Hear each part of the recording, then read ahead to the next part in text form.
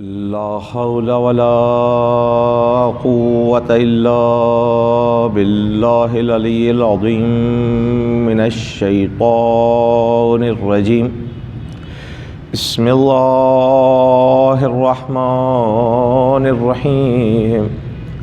الحمد لله رب العالمين بارئ الخلائق أجمعين. الصلاة والسلام والتحية والإكرام على أشرف الأنبياء المرسلين حبيب إله العالمين سيدنا ونبينا وطبيب نفوسنا والشفيع ذنوبنا أبي القاسم محمد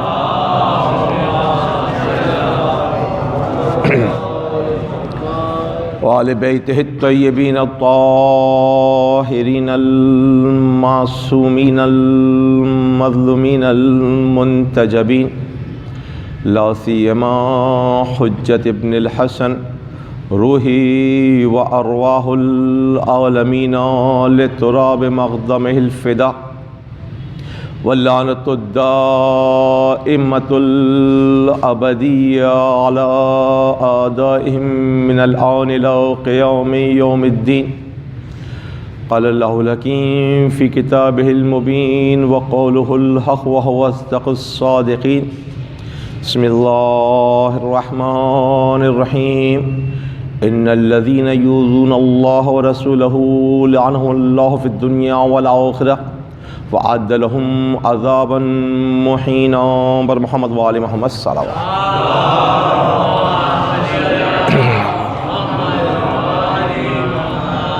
بسم الله الرحمن الرحيم. اللهم كل وليك الحجة ابن الحسن صلواتك عليه وعلى آبائه في هذه الساعة وفي كل ساعة وليا وحافظا وقائدا وناصرا ودليلا وعينا حتى تسكنه أرضك طوعا وتمتعه فيها طويلا.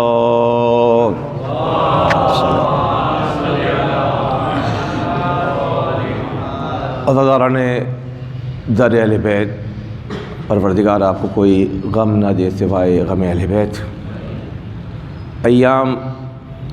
ایام شہادت سیدہ کونین ہے، اور واقعاً اگر ان ایام کو تشبیہ کیا جائے ایام عاشورہ سے تو غلط نہیں، بلکہ جیسے علماء نے فرمایا کہ حتیٰ ثقیفہ در حقیقت مقدمہ عاشورہ ہے. اگر ثقیفہ کے بعد در زہرہ پہ آگ نہ لگتی تو شاید کربلا میں خیمے نہ جلتے. اس لیے علماء فرماتے ہیں کہ جتنا بہتر انداز سے ایام فاطمیہ کو سیدہ کونین کی شہادت کو منایا جائے تاکہ واقعاً پرسہ ہو سکے زمانے کے امام کی خدمت میں، اور ان شکستہ پسلیوں کو یاد کیا جائے جو اسلام کی اساس میں جن کا خون شامل ہے. اور بہت واضح سی بات ہے کہ ایام فاطمیہ کی خصوصیت یہ بھی ہے کہ ایام فاطمیہ صرف مومن مناتا ہے. اب دوسرے ایام دیکھیں، مولا امیر المومنین کے حوالے سے ہو، امام حسین کے حوالے سے ہو، چاہے ایام ولادت ہو، چاہے ایام شہادت ہوں، بالآخر ہر شخص میں اپنا حصہ ڈالنے کی کوشش کرتا ہے. جو مسلمان ہیں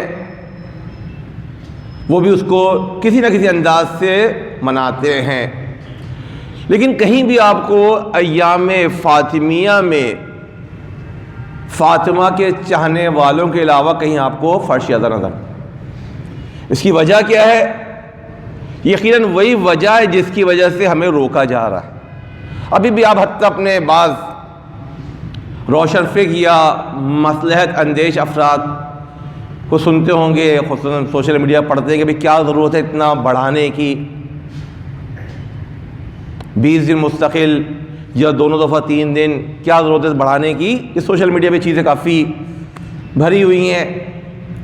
حقیقت یہ وہی خوف ہے، یہ ہمارا خوف نہیں ہے، کچھ لوگوں نے خوف، اپنا خوف منتقل کیا ہے کہ اگر ایام فاطمیہ کو، شہادت سیدہ کونین کو عاشور کی طرح منایا جانے لگا، کہیں ایسا نہ ہو قاتلان فاطمہ بھی یزید کی طرح بدنام ہو جائے۔ اور یہ سلسلہ جو ہے، ایک تھوڑا سا اس کا تاریخی حوالہ بیان کر دوں۔ ٹھیک ہے، ہمارے ہاں طویل عرصے سے سیدہ کونین کی شہادت مجالس ہوا کرتی تھی، لیکن جو مجھ سے بزرگ ہیں انہیں بھی بہتر پتہ ہے، جو نوجوان ہیں وہ دیکھ رہے ہیں کہ شاید آخری 20-25 سال میں اس میں شدت پیدا ہوئی ہے۔ اس شدت کی وجہ وہی ہے جو روکنے کی وجہ، کیونکہ ایک مقالہ لکھا گیا ایک میگزین میں، افسانہ شہادت فاطمہ الزہرا، ایک ملک جہاں اسلام حکومت کر رہا ہے، وہاں اگر لکھ دیا جائے جو سیدہ کونین کا ملک ہے، جس کا سربراہ یہ کہتا ہے کہ میں اپنے پورے سال کے رزق کو سیدہ کونین کے فرش سے حاصل کرتا ہوں، اگر وہاں ایک میگزین میں یہ لکھ دیا جائے افسانہ شہادت فاطمہ الزہرا، یقیناً اس سے بڑی شرم کی کوئی بات نہیں۔ جب یہ حادثہ ہوا تو اس زمانے کے بعض علماء، بالخصوص مرحوم شیخ جواد تبریزی اور حضرت آیت اللہ عظمیٰ شیخ وحید خراسانی نے اس پہ ایک قدم لیا کہ واقعاً جب بات اس جگہ تک پہنچ گئی ہے جو ہماری اساس ہے اس پہ حملہ کیا جا رہا ہے، تو اب اسے اس طرح سے منایا جائے تاکہ لوگوں کے سامنے واضح ہو جائے۔ اور آپ دیکھتے ہیں تقریباً 20 سے 25 سال میں اس چیز کو رائج کیا گیا، اور اب دوبارہ اس کے اوپر اعتراضات نظر آتے ہیں۔ کبھی خودی کی طرف سے اعتراض ہوتا ہے، ہمارے اپنے افراد، کبھی دوسروں کی جانب سے۔ جو خودی ہے وہ اس حد تک اعتراض کرتے ہیں کہ بھائی کیا ضرورت ہے اتنا زیادہ منانے کی۔ بڑے افسوس سے کہنا پڑتا ہے کہ اگر اسے سیاسی رنگ نہ دیا جائے کہ اگر کوئی اپنا مرتا ہے تو ہم 10 دن بھی شہر بند کر سکتے ہیں، لیکن رسول کی بیٹی پہ 2 دن بھی ہمیں بھاری گزرتے ہیں۔ رسول کی بیٹی پہ اگر چند دن ہو جائیں تو ہمیں بھاری نظر آتے۔ کیوں؟ کہ مشکل یہ نہیں کہ بھاری نظر آئیں، مشکل کچھ اور ہے۔ وہ مشکلات جس کی وجہ سے ایام فاطمیہ کے متعلق بعض عقائد نشر کیے جاتے ہیں، اور دوسری طرف جو اجانب ہیں ان کی طرف سے بھی اعتراض ہے، تاریخی لحاظ سے بھئی یہ واقعہ ہوا ہی نہیں۔ اس پہ دلیل ہی دیتے ہیں کہ بھئی اگر مولا امیر المومنین صلی اللہ علیہ محمد و آل محمد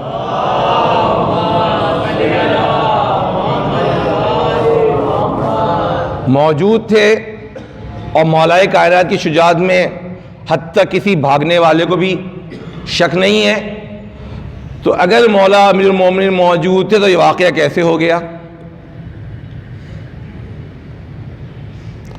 اور دوسرا اسی حوالے سے اعتراض آتا ہے کہ بھئی اگر امیر المومنین کی موجودگی میں کیا ضرورت تھی سیدہ کونین کو دروازے پہ جانے کی؟ پہلے سوال کا بہت آسان جواب ہے، اگر ہر جگہ طاقت کا استعمال ہوتا تو پروردگار فرشتوں کے ساتھ ساتھ ابلیس سے بھی سجدہ کروا لیتا۔ کیا شیطان ابلیس پروردگار کی قدرت سے باہر تھا؟ پروردگار کی طاقت سے باہر تو اس سے سجدہ نہیں کروا سکتا تھا؟ یا فرعون و نمرود کو پروردگار اپنا مطیع نہیں بنا سکتا تھا؟ اگر بات قدرت کی ہے، طاقت کی ہے، یہ مولا کائنات میں جو بھی طاقت تھی پروردگار کی عطا شدہ تھی۔ جب خود پروردگار عالم ابلیس فرعون اور نمرود جیسے اپنی مخلوق کو اپنا مطیع نہ بنا سکا یا نہ بنایا ان کے جواب میں نہ بنایا، تو اسی حکمت کی بنا پہ مولا کائنات نے یہاں ان بزدلوں کو جواب نہ دیا۔ اور دوسرا جو اعتراض کہ جب مولا امیر المومنین موجود تھے، حتیٰ یہ لفظ استعمال کیا گیا ممبر کی شان ہے، لیکن صرف بات پہنچانے کے لیے کہ نعوذ باللہ کیا مولا کی غیرت نے اسے کیسے گوارا کیا کہ رسول کی بیٹی دروازے پہ جائے؟ اس کا بہت آسان جواب وصیت رسول ہے کہ علی تمہیں میرے بعد صبر کرنا۔ تو یہ شبہات جو ہمارے بچوں کے ذہن میں ڈالے جا رہے ہیں، کبھی اپنوں کی طرف سے کبھی غیروں کی طرف سے، وجہ صرف یہی ہے کہ یہ شدت کہیں ایسا نہ ہو اس جگہ پہ پہنچ جائے کہ جہاں جو چھپے ہوئے نام ہے وہ بھی سامنے آ جائے۔ واقعاً حقیقت ہے کہ کربلا اس انداز سے منایا نہ جاتا تو شاید آج معاشرے میں یزید و شرم کے نام عام ہوتے، ہر شخص اپنے بچوں کا نام یزید و شرم رکھ رہا ہوتا، لیکن کربلا منانے کی وجہ سے، عاشور کو یاد رکھنے کی وجہ سے آج لوگ ان نام سے متنفر ہیں۔ ہاں یہ بات الگ ہے کہ بالآخر جس معاشرے میں ہم رہ رہے ہیں ہماری ایک مجبوری ہے۔ ہماری مجبوری یہ نہیں کہ ہم ان کا احترام کریں، جو وحدت کا راگ الاپا جاتا ہے، بہت واضح جملہ میں کہہ رہا ہوں، لیکن ایک چیز ہے رواداری، وہ ہماری ایک غیر مسلم سے بھی ہونی چاہیے۔ ہمارے پڑوس میں کوئی ہندو رہتا ہے، عیسائی رہتا ہے، تو ہمیں بلا وجہ اس کی بھی کسی چیز کی مذمت نہیں کرنی، اسے کوئی تکلیف نہیں پہنچانی، اپنے کسی کام سے اسے اذیت نہیں کرنی، اور جو طریقہ کار ہے اگر اس کی کوئی خوشی ہے تو جس حد تک جائز ہے شرکت کرنا، جو غم ہے تو اس میں شریک ہونا، اسی طرح تمام مسلمانوں کے ساتھ۔ لیکن وحدت کا یہ معنی لینا کہ ہم اپنے عقائد کو چھپاتے چلے جائیں، اپنے عقائد پہ کمپرومائز کرتے چلے جائیں، کیونکہ تمہیں اچھا نہیں لگتا چلو ہم چھوڑ دیتے ہیں، تم اس کو پسند نہیں کرتے ہم اسے چھوڑ دیتے ہیں، یا فلاں برا شخص تمہیں اچھا لگتا ہے ہم اسے اچھا کہنا شروع کر دیں۔ یہ کسی بھی امام کے دور میں نظر نہیں آتا کہ بعض اوقات یہ کہتے ہیں نا بھئی آپ جو بھی کرتے ہیں اس کی دلیل ادوار ائمہ سے دیں۔ ہاں، ائمہ نے کھل کے کسی کو بھی لان نہیں کیا، وہ جو میں نے پہلے بھی عرض کیا کہ حالات ایسے ہیں کہ یقیناً یہ بنی امیہ کا دور ہو، یہ بنی عباس کا دور ہو، یا دور حاضر کسی بھی ملک میں، بالآخر ہمیں علی کے ماننے والوں کی جان و مال و عزت و آبرو کی حفاظت کرنی۔ میرا کوئی بھی ایک جملہ جس سے کسی بھی ایک علی کے ماننے والے کو نقصان پہنچے، یقیناً میں ذمہ دار ہوں۔ یہ حقائق ہے، یہ ہر مجتہد کی نظر اس میں واضح ہے، لیکن اس کا مطلب یہ نہیں کہ میں قاتلان زہرا کا احترام کرنے لگا۔ جس نے سیدہ کونین کے زخمی کیا اس کا احترام کیا جائے، اس کا معنی یہ نہیں ہے۔ اس حد تک وہ بھی اپنی حفاظت کی خاطر، نہ ان کے احترام میں کہیں میرے کسی مومن کو، کسی علی کے ماننے والے کو نقصان نہ ہو جائے، اس حد تک نہ یہ کہ کیونکہ اس سے برا لگتا ہے کہ میں چھوڑ دوں، یہ کہیں بھی احادیث میں، روایت میں، سیرہ معصومین میں نظر نہیں آتا۔ ائمہ نے اپنی محفلوں میں باقاعدہ بیٹھ کے مذمت کی ہے، لوگوں کو ہدایت کی ہے، اور یہ کہا کہ ہمارے عقائد کو اپنے بچوں کو سکھاؤ۔ ایسا نہ ہو کہ مرور زمان سے میں نے ایک چیز چھوڑ دی حالات و واقعات کے ساتھ تو وہ میرے آئینہ نسل تک منتقل نہ ہو، یہ ذہن میں رکھیں۔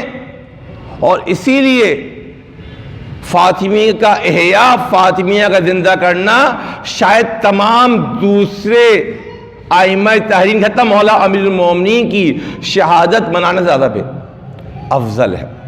یہ وہ ذات ہے واقعی جس کو کہا گیا، اس کو امتحانک اللہ، اس کو پروردگار نے امتحان کیا اور اس کو مقہورہ، قہر زدہ۔ سیدہ کونین کی ذات کون سی ذات ہے؟ ایک طرف پروردگار عالم کا حبیب، جس کی ایک ایک عمل کی، ایک ایک کلام کی گواہی قرآن دے رہا ہے. وما ينطق عن الهوى ان هو الا وحی یوحى. پروردگار فرما رہا ہے. اور وہ شخص کیا کر رہا ہے؟ جب آیت نازل ہوئی تو تمام مفسرین حتیٰ عامہ نے لکھا کہ جب یہ آیت نازل انما یرید اللہ لیذهب عنکم الرجس اہل البیت ویطہرکم تطہیرا صلوات محمد و آل محمد.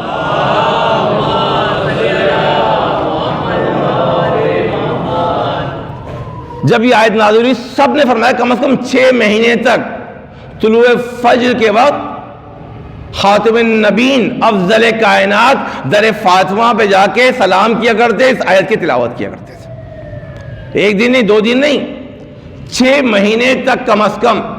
اور وہ شخصیت جس کی زبان کے ایک ایک حرف کی ضمانت پروردگار لے رہا. زبان کی ایک وما ينطق عن الهوى، کوئی اپنی زبان مرضی سے ایک بات نہیں کرتا. وہ اگر یہ کام کر رہا ہے روز 6 مہینے تک روزانہ، ایک دن کہہ لیا بیٹی کی محبت میں چلا گیا، 2 دن چلا گیا، لیکن 6 مہینے تک متواترن یہ کام کرتا رہا. یہ مطلب پروردگار کا ارادہ ہے. ارادہ الہی جہاں طہارت پہ ہے وہاں ارادہ الہی یہ بھی ہے اے حبیب اس ارادہ الہی کو لوگوں تک پہنچا دو، لوگوں تک سیدہ کونین کی حقیقی معرفت پہنچا دو. اور صرف آخر میں نہیں، اگر آپ تاریخ کو دیکھیں سیدہ کونین کی ولادت سے پروردگار نے انتظام کیا. صلوات محمد و آل محمد.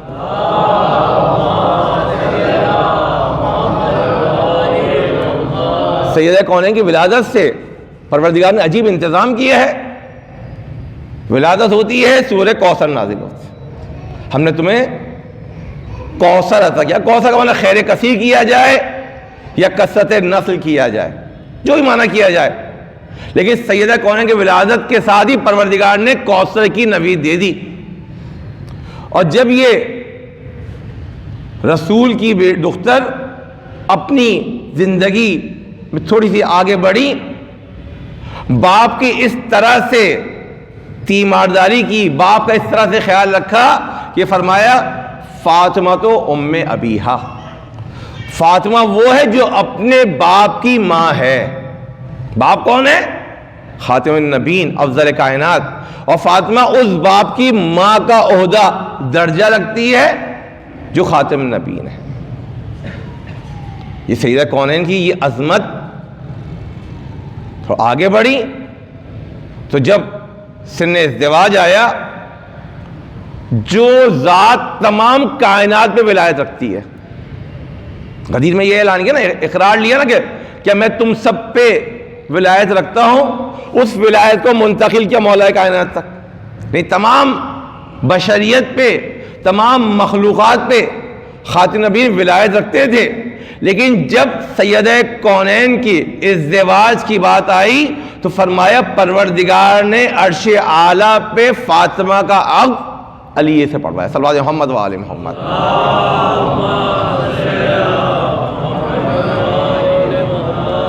یہ ترتیب کیا بیان کی کہ بالآخر یہاں اپنی دخالت کو الگ کیا. نعوذ باللہ یہ نہیں ہو سکتا کہ رسول نے کیا اور کہہ دیا خطبہ کو نسبت دے دی، جو ہمارے عام طور سے ہوتا ہے کہ بھئی کام نہیں کرنا، استخارہ برا آ گیا. یہ کام نہیں کرنا، بیوی نے شوہر پہ ڈال دیا، شوہر نے بیوی پہ ڈال دیا. لیکن یہ رسول خدا فرما رہے ہیں کہ یہ بہت سے لوگ آئے نا، تاریخ نے نام ذکر کیے ہیں سیدہ کونین کے خطبے کے لیے پیغام لے کے، بہت سی بڑی شخصیات آئیں، مالدار شخصیات آئیں.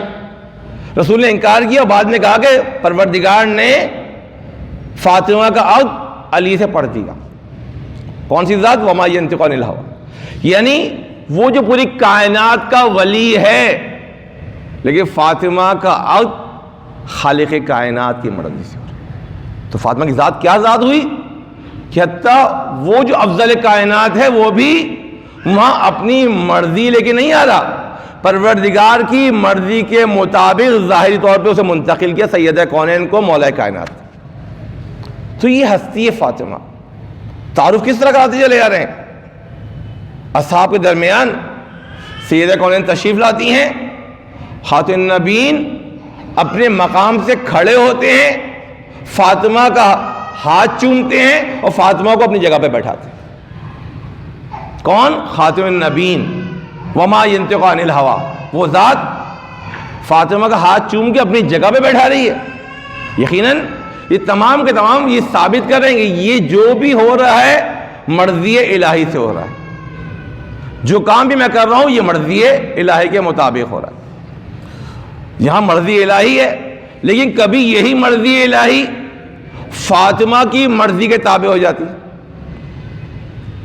الفاظ شاید تھوڑے سے سخت ہو گئے، لیکن کیونکہ روایت جو اتفاق سے روایت تمام محدثین نے اس کو نقل کیا ہے، اس لیے عرض کر رہا ہوں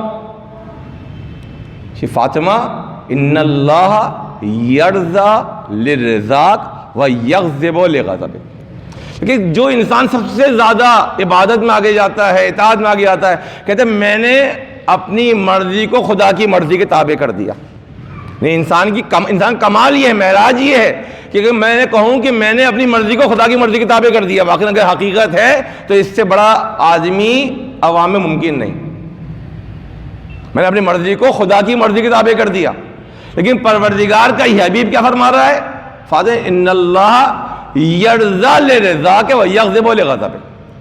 فاطمہ پروردگار تمہاری مرضی سے راضی ہوتا ہے، تمہارے غضب سے غضبناک ہوتا ہے. یعنی پروردگار نے اپنی مرضی کو کا محور سیدہ کونین کی مرضی کو قرار دے دیا. نہیں، ہماری مرضی کا محور کون ہے؟ پروردگار کی ذات. حتیٰ تمام انبیاء کی مرضی کا محور پروردگار کی ذات ہے، لیکن پروردگار نے اپنی مرضی کا محور سیدہ کونین کی مرضی کو قرار دے دی. اس سے زیادہ عظمت کیا ہو سکتی ہے کسی کی؟ رسولی تعارف پڑھاتے چلے جا رہے ہیں تاکہ شاید میرے بعد لوگوں کو کچھ فاطمہ کی اہمیت کا اندازہ رہے، فاطمہ کی حیثیت کا اندازہ رہے.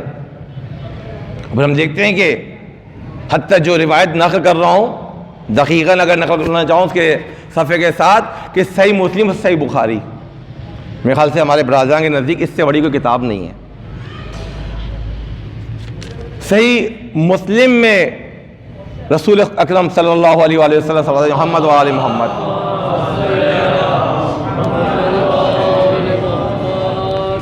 روایت نقل ہے، فاطمہ میرا ٹکڑا ہے جس نے اسے اذیت کی مجھے اذیت کی. بہت مشہور جملہ ہے. جس نے اس کے بارے میں شک کیا اس نے میرے بارے میں شک کیا. صحیح مسلم کہا ہے جس نے فاطمہ کے بارے میں شک کیا اس نے میرے بارے میں شک کیا. اگر تاریخ کو تھوڑا سا ذہن میں لے کر آئیں، جب دربار میں سیدہ کونین گئی ہیں، گواہ مانگا گیا ہے، مطلب کیا ہے کہ آپ کی بات پہ ہمیں شک ہے. اب گواہ کب مانگتے ہیں؟ جب آپ کو سامنے والے کی بات پہ یقین نہیں ہوتا. رسول فرما رہے ہیں جس نے اس میں شک کیا اس نے مجھ پہ شک کیا. اور جو شخص رسول خدا پہ شک کرے کیا اس کا مسلمان رہنا باقی رہتا ہے؟ جو رسول پہ شک کر جائے کیا وہ مسلمان ہو سکتا ہے؟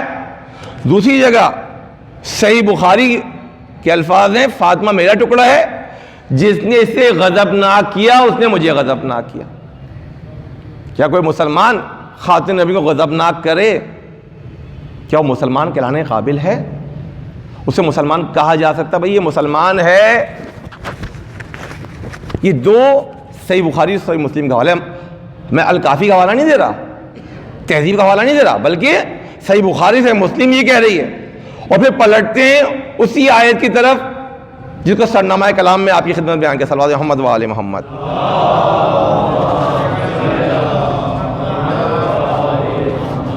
ان الذین یؤذون اللہ ورسولہ، جس نے پروردگار کو اور اس کے رسول کو تکلیف پہنچائی. سورہ احزاب میں واضح طور پہ آیت موجود ہے. لعنہ اللہ فی الدنیا والآخرہ، خدا کی لعنت ہے ان پہ دنیا میں بھی اور آخرت میں بھی. اگر فقہ اسلامی میں چلے جائیں تمام مذاہب میں کہتے ہیں کسی مسلمان پہ لعنت کرنا جائز نہیں ہے. مسلمان پہ لعنت کرنا جائز نہیں ہے. اب جس پہ قرآن لعنت کرو کیا وہ مسلمان ہو سکتا ہے؟ جس پہ قرآن لعنت کرو، قرآن نے ایک کسی شخص کا نام نہیں لیا، قرآن نے ایک صفت بیان کر دی، ان الذین یؤذون اللہ ورسولہ، جس نے پروردگار کو تکلیف پہنچائی اور رسول خدا کو تکلیف پہنچائی، اس پہ لعنت ہے۔ یقیناً جس پہ خدا لعنت کر رہا ہے، قرآن لعنت کر رہا ہے، کسی نظر سے بھی مسلمان نہیں ہو سکتا۔ اب یہ لعنت کس پہ گئی ہے؟ جس نے رسول کو تکلیف پہنچائی اور خدا کو تکلیف پہنچائی۔ اور وہاں صحیح مسلم میں کیا بیان کیا؟ جس نے فاطمہ کو تکلیف پہنچائی اس نے مجھے تکلیف پہنچائی، جب مجھے تکلیف پہنچائی تو رسول کو تکلیف ہو گئی۔ یہ خود لعنت کا باعث ہے، بلکہ اس سے ایک قدم آگے چلے جائیں، رسول خدا کی ہر تکلیف پروردگار کی تکلیف بھی ہے، تو دونوں مورد آ گئے، رسول کو بھی تکلیف پہنچائی، پروردگار کو بھی اذیت پہنچائی، اور جب پروردگار اور خاتم نبیین کو اذیت پہنچائی تو یقیناً لعنت کا مستحق ہے، اور جو لعنت کا مستحق اور مسلمان ہو نہیں سکتا۔ قرآن جس پہ لعنت کر رہا ہوں، ممکن ہے میں غلطی سے جذبات میں کسی کو کہہ دوں، اس کا گناہ مجھ پہ ہے، لیکن قرآن اگر لعنت کر رہا ہے تو وہاں یقیناً وہ شخص ملعون ہے، مردود ہے، قرآن نے بیان کر دیا۔ اب تاریخ نے خود صحیح بخاری صحیح مسلم نے جو باتیں بیان کی، اور پھر ہم دیکھتے ہیں کہ فخر رازی صاحب بھی جو اتفاق سے ہر چیز میں بہت شک کرتے ہیں، وہ یہاں یہ چیز لے کے آ رہے نہیں۔ سیدہ کونین آخر وقت تک بعض افراد سے ناراض تھی، غضبناک تھی، لفظ غضبناک استعمال ہوا۔ رسول نے کیا فرمایا؟ جس نے فاطمہ کو غضبناک کیا اس نے مجھے غضبناک کیا۔ اب نتیجہ آپ کے ہاتھ میں ہے کہ جو شخص قرآن کی نگاہ میں لعنتی ہے، کیا مسلمان اسے لعنتی کہہ سکتا ہے یا نہیں کہہ سکتا؟ اس پہ لعنت کہی جا سکتی ہے نہیں کہی جا سکتی؟ اگر قرآن کی اتباع کا دم بھرتے ہیں تو یقیناً واجب ہے۔ ہاں لیکن ہمیں یہ یاد رکھنا چاہیے کہ ہمیں جو ماحول ہے اس کے ساتھ، اس ماحول کی احتیاط کے ساتھ، کہیں میرے جملے سے کسی مومن کی جان و مال عزت نقصان نہ پہنچے، وہ اپنی جگہ قانون مسلم ہے۔ ہمارے کسی بھی کام سے کسی بھی مومن کی جان و مال عزت نقصان پہنچے ہم ذمہ دار ہیں، یہ کام ہماری جائز نہیں ہے۔ اس قانون کے تحت اب مجھے کیا کرنا ہے کہ قرآن کی اس آیت کی پیروی بھی کرنی ہے۔ اگر خدا لعنت کر رہا ہے تو کیا مجھے لعنت کرنا وہاں ہے یا نہیں ہے؟ اور پھر آیت کو اگر آگے لے کے جائے وَعَذَابًا مُهِينًا، دیکھیں اکثر آپ نے قرآن میں پڑھا ہو صلی اللہ علیہ محمد وآل محمد،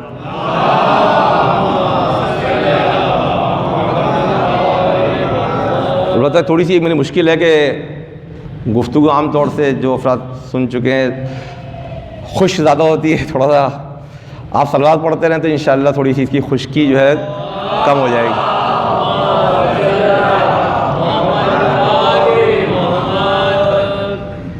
تو یہ مرحلہ کس جگہ پہنچ گیا کہ واقعاً خاتم نبیین کی یہ دختر کو جس نے اذیت کی اس کا اب تھوڑی سی اگر میں سیدہ کونین کی عظمت کے حوالے سے بات کروں کہ ابھی تک جو بات تھی ایام فاطمیہ کی حقیقت کیا ہے، ضرورت کیوں ہے، اور اسے روکا کیوں جا رہا ہے۔ اگر سیدہ کونین کی عظمت کو سمجھنا چاہتے ہیں دو چار چیزیں بیان کروں گا، وقت بہت باقی نہیں ہے۔ خاتم نبیین حضرت محمد مصطفیٰ صلی اللہ علیہ وسلم فرماتے ہیں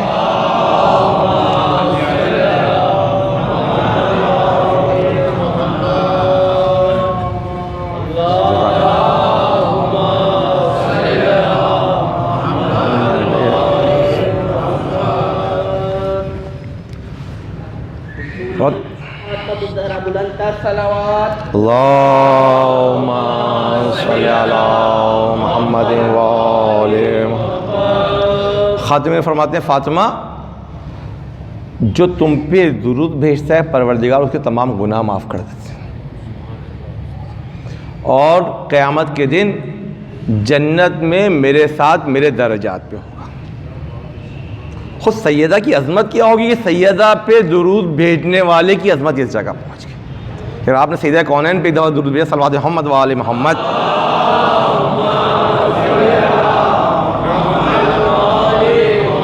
خاتم نبیین فرما رہے ہیں کہ صرف معاف نہیں ہوگا بلکہ قیامت میں جنت میں میرے ساتھ میرے درجات میں ہوگا۔ اس سے بڑا کوئی مقام ممکن نہیں ہے۔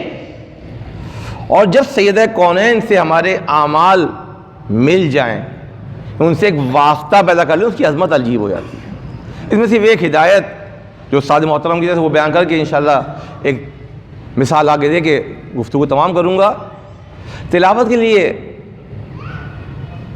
حضرت آیت العظمیٰ وحید خرسانی فرماتے کہ سورہ یاسین کی تلاوت کرو اور سورہ یاسین کی تلاوت کر کے اس کو ہدیہ کرو سیدہ کونین کو۔ کہتے ہیں اس کے جو اثرات ہیں تمہارے لیے ان گنت اثرات ہوں گے، اصل تم تصور نہیں کرتے اس کے کہ اثرات کیا نظر آ رہے ہیں۔ پڑھنی ہے سورہ یاسین اور اس کا ہدیہ کرنا ہے سیدہ کونین کو۔ اس کا اثر کیا ہے؟ کہتے ہیں اس کے اثرات تمہاری زندگی مرتب ہوں گے، تمہیں اندازہ نہیں ہے اس کا۔ کیوں؟ سورہ یاسین ہی کیوں اور سیدہ کونین کو کیوں؟ اگر آپ تفسیر میں دیکھیں سورہ یاسین کو کہا گیا قلب قرآن، قرآن کا قلب ہے، اور حجت خدا قلب کائنات ہوتی ہے، خاتم نبیین قلب کائنات ہے، اور جو ذات قلب کائنات کا قلب ہے وہ سیدہ کونین ہے۔ رسول خاتم نبیین کا جو قلب ہے، جو ان کا مرکز ہے، وہ سیدہ کونین کی ذات ہے۔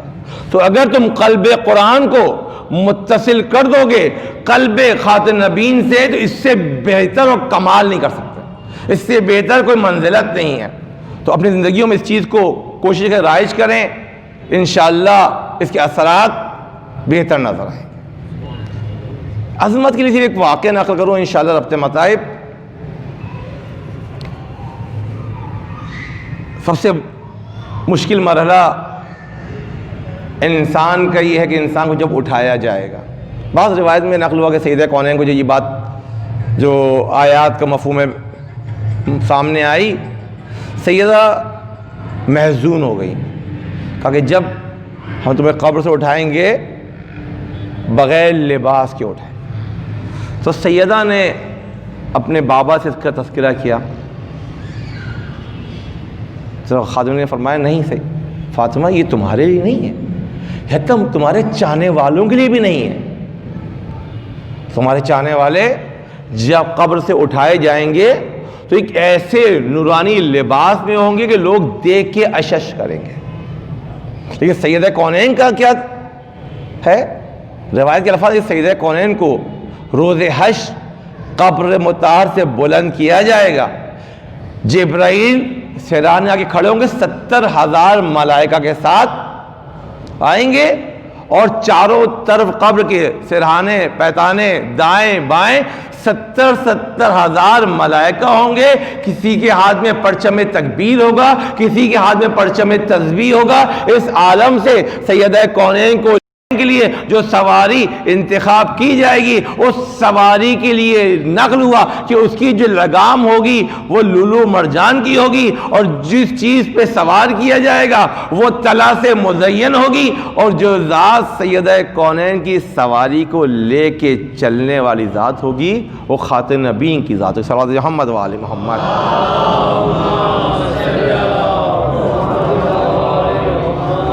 یعنی رسول ختمی مرتبت سیدہ کونین کی سواری کی مہار کو پکڑے ہوں گے۔ اس سے زیادہ عظمت شاید ممکن نہیں کسی کے لیے۔ اور کہتے ہیں جب عالم محشر سے گزریں گی نا، اب ایک روایت بہت مفصل ہے کہ مریم بھی آئیں گی، ان کے ساتھ 70,000 فرشتے ہوں گے، آسیہ بھی آئیں گی استقبال کے لیے، خود خدیجہ کبریٰ بھی استقبال کے لیے آئیں گی۔ لیکن جب عالم محشر میں پہنچیں گی، کہا جائے گا اے اہل عالم اپنی نگاہوں کو جھکا لو، رسول کی بیٹی آ رہی، محمد کی بیٹی فاطمہ آ رہی ہے، اپنی نگاہوں کو جھکا۔ کہ تمام افراد اپنی نگاہوں کو جھکا لیں گے، پھر سیدہ کونین اس عالم محشر سے گزر کے منبر پہ جائیں گے۔ وہ منبر کون سا ہوگا خدا بہتر جانتا ہے۔ وہ منبر جو عالم محشر میں ہوگا، تمام مخلوقات کی موجودگی میں جو منبر ہونا چاہیے، یقیناً اس کی مناسبت بھی ویسی ہی ہونی چاہیے، جہاں پوری اول خلقت سے آخر خلقت تک کے انسان جمع ہو۔ اتنے بڑے مجمع کے لیے جو منبر ہوگا اس کی اپنی الگ حیثیت ہوگی۔ سیدہ کونین کو منبر پہ بھیجا جائے گا۔ جب سیدہ کونین منبر پہ جائیں گی تو وہاں کہا جائے گا سیدہ بتاؤ تمہاری مرضی کیا ہے؟ پروردگار کی آواز ہے سیدہ تمہاری مرضی کیا ہے؟ تو روایت لفظ اس نقل کیے پروردگارہ میرے شیعوں کی مدد فرما. یعنی وہاں بھی سیدہ کس کی فکر میں ہے؟ جو ان کے ماننے ہیں. پروردگار میرے شیعوں کی مدد فرما. حکم الہی کہ سیدہ ہم نے ان سب کو بخش دیا. پھر ارشاد کریں گی پروردگارہ میرے فرزندوں کے شیعوں کی مدد فرما. جو میری اولاد کے شیعہ ہیں ان کی بھی مدد فرما. ان کو بھی بخش دیا. پھر فرمائیں گی پروردگارہ جو میرے شیعہ ہیں ان کے بھی پیروکاروں کی مدد فرما. تو ارشاد رب العزت سیدہ جاؤ جس کو چاہو داخل جنت کر دو. جس کو بھی چاہو داخل جنت کر دو. جب سیدہ ان کو داخل جنت کریں گی، روایت کے الفاظ جب یہ سیدہ کے شفاعت شدہ افراد در جنت پہ جائیں گے کہیں گے رک جائیں گے. جس درجہ پہ رکیں گے ملائکہ پوچھیں گے بھائی کیا ہو گیا تمہیں تو جنت کا ویزا مل گیا، پرمیشن، آپ کیوں نہیں جا رہے؟ کیوں در جنت پہ رک گئے؟ تو وہاں کیونکہ فاطمہ کے شفاعت شدہ ہیں، ان کی عقلیں اس کمال پہ پہنچ چکی ہیں کہ چیزوں کو درک کر سکیں. تو عرض کریں گے یا رسول اللہ، یا پروردگارہ آج ہم چاہتے ہیں تیرے سامنے اپنی عظمت دیکھیں. میری کوئی اوقات نہیں ہے، لیکن کیونکہ میں فاطمہ کا شفاعت شدہ ہوں، فاطمہ کے ذریعے سے مجھے اس مقام تک پہنچا ہوں، اب میں اپنی اہمیت دیکھنا چاہتا ہوں. تو رب العزت فرمائے گا اے فاطمہ کے شفاعت شدہ افراد جاؤ اس عالم حشر میں جاؤ، جس نے تم پہ کوئی بھی احسان کیا فاطمہ سے محبت کی وجہ سے، جس نے تمہیں ایک نوالا کھانا کھلایا، ایک گھونٹ پانی پلایا، تمہیں لباس عطا کیا، جس انداز سے بھی فاطمہ کی محبت کی وجہ سے تم پہ احسان کیا اسے داخل جنت کر دو. صلی اللہ علیہ محمد و آل محمد.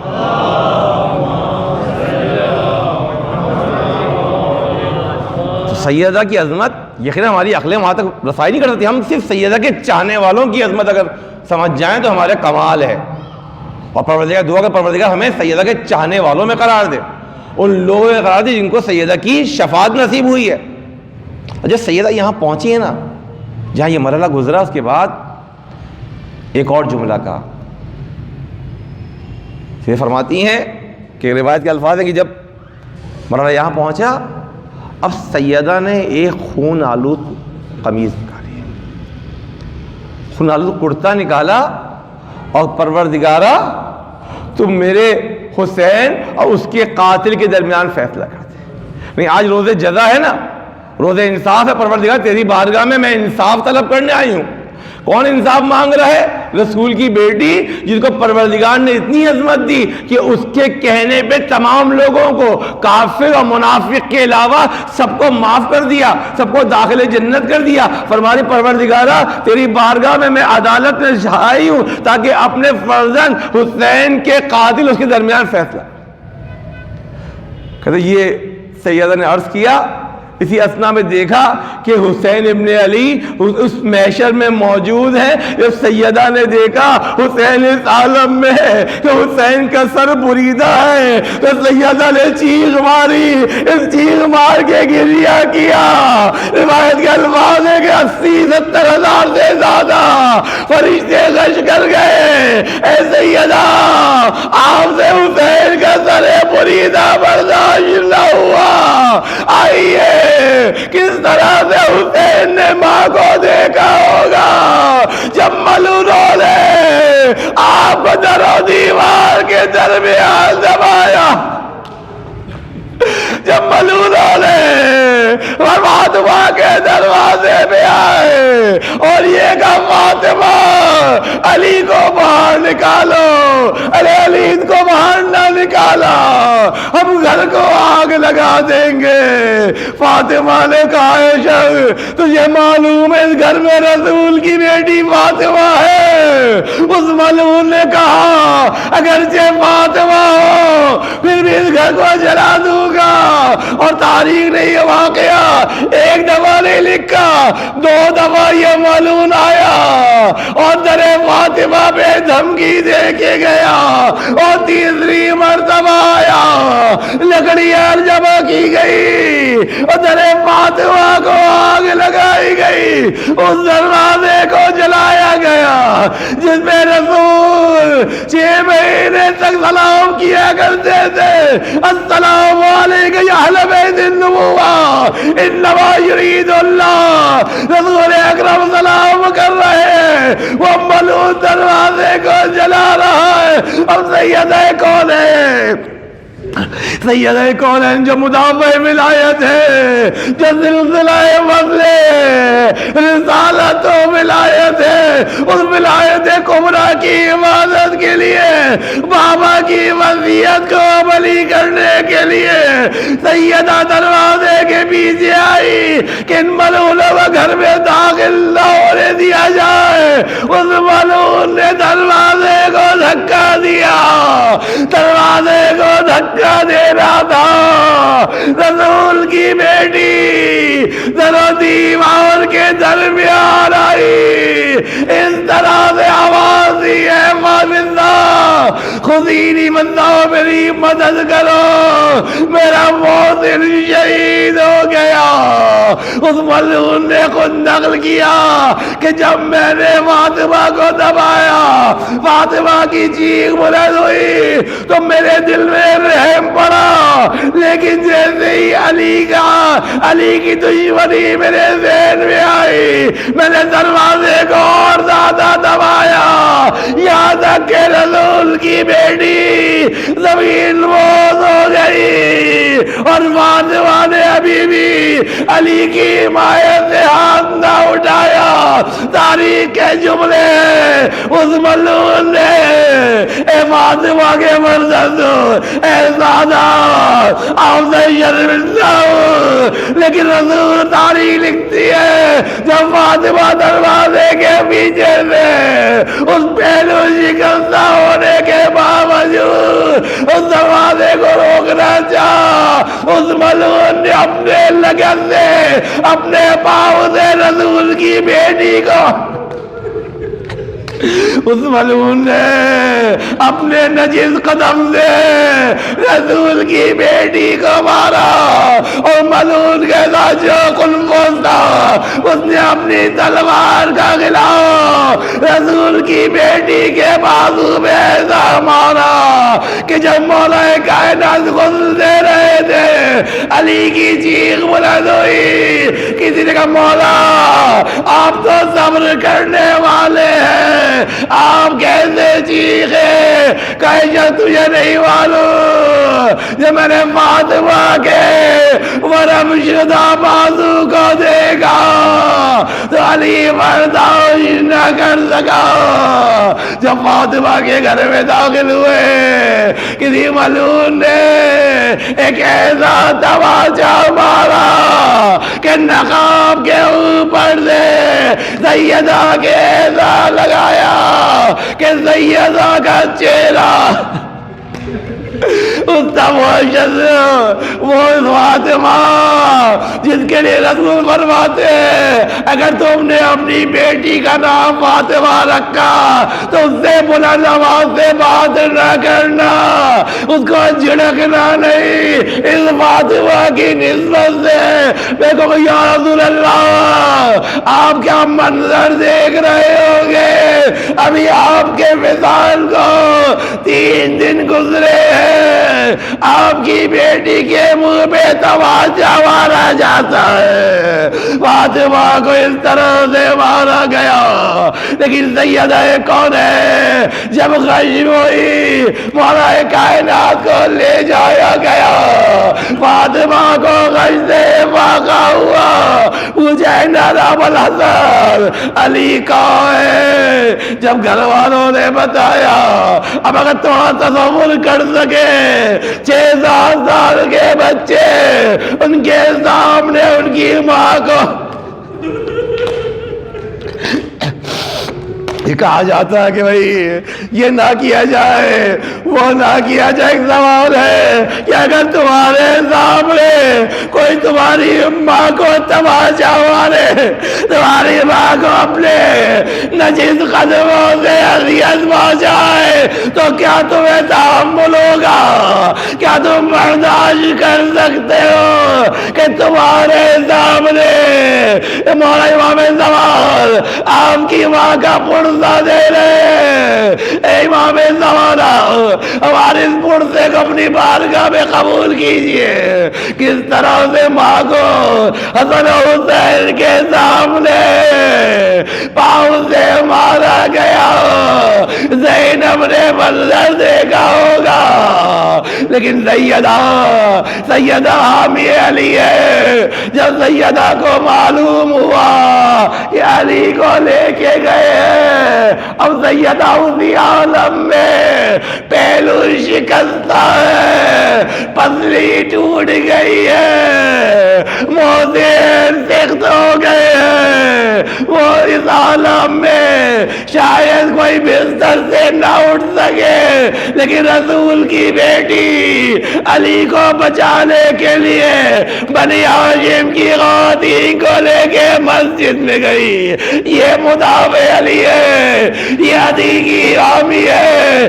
بابا کی وصیت کو انجام دے رہی ہے۔ اے بابا، میں نے ہر قدم پہ علی کی عبادت کی ہے، کہیں ایسا نہیں میں نے علی کو تنہا چھوڑ دیا ہو۔ فاطمہ اس عالم میں محسن سخت ہو گئے، پسلیاں ٹوٹی ہوئی ہے، چہرے پہ ورم ہے، بازو ورم شدہ ہے۔ فاطمہ اس عالم میں مسجد میں گئی، جب دیکھا علی کی گردن میں رسی ڈلی ہے، کہ خلو ابو الحسن کو چھوڑ دو، ورنہ میں اپنے بالوں کو پریشان کرتی ہوں۔ ابھی یہ کہنا تھا، سلمان کہتے میں نے دیکھا کہ مسجد نبوی کی دیواریں بلند ہونا شروع ہوئی، یعنی پروردگار عذاب الہی دکھا رہا ہے۔ ادھر مولا نے فرمایا سلمان رسول کی بیٹی سے کہو صبر کرے، بد دعا نہ کرے۔ فاطمہ اس عالم میں آئی، گھر واپس آئی، علی کو چڑھا کے لائی ہے۔ میں کہوں گا فاطمہ آج تو آپ نے علی کو چھڑا دیا، لیکن کیا قیمت ادا کی ہے؟ فاطمہ آئی ہے، علی کی عبادت کر کے آئی ہے، لیکن فاطمہ نے یہ خطبہ دیا ہے، فاطمہ نے ان ملعونوں کو جو کہا ہے، تاریخ نے اسے نقل کیا۔ اب یہ فاطمہ اس درد کے ساتھ، وہ درد جو پسلی کے ٹوٹنے سے ہے، اگر کوئی تصور کر سکے، اگر جسم کی مختصر ترین ہڈی ٹوٹ جائے تو ہر پلٹتے ہوئے ہر لمحے درد ہوتا ہے، لیکن کسی کی اگر پسلی ٹوٹی ہو تو ہر آتی جاتی سانس اسے تکلیف دیتی ہوگی۔ رسول کی بیٹی نے 90 دن سے زیادہ اس ٹوٹی ہوئی پسلی کے ساتھ سانس لیتی رہی، اور یہ بھی مسلمانوں کو گوارا نہ تھا۔ جب رسول کی بیٹی رسول پہ گریا کرتی تھی کہ علی فاطمہ سے کہو یا دن میں گریا کرے یا رات میں گریا کرے، ہم مسلمانوں کی نیند خراب ہوتی ہے۔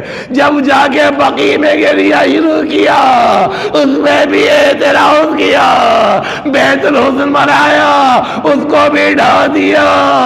اب رسول کی بیٹی کے آخری ایام ہے، رسول کی بیٹی اپنے گھر میں اپنے حجرے میں گئی، اسما سے کہا اسما میں جا رہی ہوں پروردگار کی بارگاہ میں تسبیح کر رہی ہوں، جب میری تسبیح کی آواز ختم ہو جائے تو سمجھ لینا بابا سے ملاقات ہو گئی۔ اسما کہتی ہے میں آواز دیتی رہی، جب جواب نہ آیا میں نے جا کے دیکھا رسول کی بیٹی رسول سے ملک ہو گئی۔ میں باہر آئی، اسی اثنا میں دوڑ لکھتے جگر آئے، مما کے پاس جانا چاہتے تھے۔ میں نے کہا بچوں جاؤ پہلے کھانا کھا لو پھر ماں سے ملاقات کر لینا کہ حسن حسین نے عجیب انداز سے مجھے دیکھا. اے اسماء یہ کبھی دیکھا ہے ماں کے بغیر کھانا کھائے؟ کیا کبھی تم نے دیکھا ہے ہم نے ماں کے بغیر کھانا کھایا ہو؟ حجرے میں داخل ہوئے جب منظر دیکھا حسن ماں کے سینے سے لپٹے. اے مادر گرامی مجھے آواز دیجیے اس سے پہلے کہ میری جان نکل جائے. حسین ماں کے قدموں میں آئے. اے مادر گرامی ہمیں مجھے آواز دیجیے میرا سینہ پھٹا جا رہا ہے. ادھر علی کو بتایا گیا. علی کون ہے؟ وہ شجاع اسلام. لیکن تاریخ نے نقل کیا جب علی مسجد سے آئے ہیں راستے میں 3 جگہ علی کمر پکڑ کے بیٹھ گئے. شاید کہہ رہے فاطمہ تمہارے جانے سے علی کی فاطمہ تمہارے جانے سے علی کی کمر ٹوٹ گئی. اب علی کس سے اپنا درد دل کرے گا؟ اب کس کو بتائے گا کہ مسلمان میرے سلام کا جواب بھی نہیں دیتے؟ اے فاطمہ تم چلی گئی اب کون میرا ہمدرد ہوگا؟ علی آئے غسل کفن کے مراحل طے ہوئے. اب فاطمہ کو دفن کرنا ہے. فاطمہ کی وصیت ہے کہ مجھے رات کی تاریکی میں دفن کرنا اور ان لوگوں کو نہ بتانا، ان ملعونوں کو خبر نہ کرنا جنہوں نے مجھے تکلیف پہنچائی ہے. علی نے دفن کا انتظام کیا لیکن عجیب منظر ہے جب دفن کے لیے قبر پہ پہنچے نا تو علی نے فاطمہ کو بلند کیا. ادھر قبر سے تو ہاتھ نمودار ہوئے. اے علی میری امانت مجھے واپس کر دو. تو مولا نے کہا ہوگا یا رسول اللہ میں شرمندہ ہوں آپ کی امانت جو آپ نے مجھے تعلیم دی تھی وہ امانت پہلو شکستہ ہے. فاطمہ کا بازو برم کرتا ہے. فاطمہ کے چہرے پہ سیلی کا نشان ہے. آپ نے فرمایا یا رسول اللہ فاطمہ پہ جو گزری ہے فاطمہ نے مجھے نہیں بتایا، آپ اس سے پوچھے.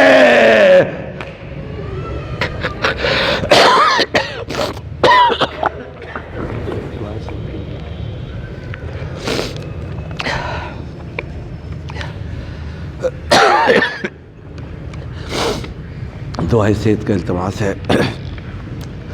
محترمہ شکیلہ ضیاء، جعفر حسن زیدی و زوجہ، مہر ریاض، زاہدہ آفاق حکیم، نازش فاطمہ، بطول زہرا ام البنین، دعا فاطمہ، عروج فاطمہ، عریج حسین، فضہ بطول، غازی حیدر، کمیل حیدر، مصطفیٰ کاظمی، ضیاء عباس اور اپنے جتنے بھی مومنین ہیں جو کسی قسم کی بیماری میں مبتلا ہے، خصوصاً وبائی مرض میں مبتلا ہے، پروردگارہ بحق کے پہلے شکستہ سید کونین ان سب کو جلد از جلد صحت کاملہ عاجلہ نصیب فرما.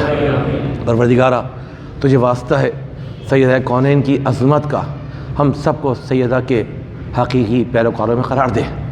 پروردگارہ تجھے واسطہ ہے زمانے کے امام کی مظلومیت کا، بار الہ زمانے کے امام کو ہمارے اعمال سے راضی فرما، امام زمانہ کے ظہور میں تعجیل فرما اور امام زمانہ کے ظہور کے ذریعے قاتلان فاطمہ کو ان کے کیفر کردار تک پہنچانے کی توفیق عطا فرما.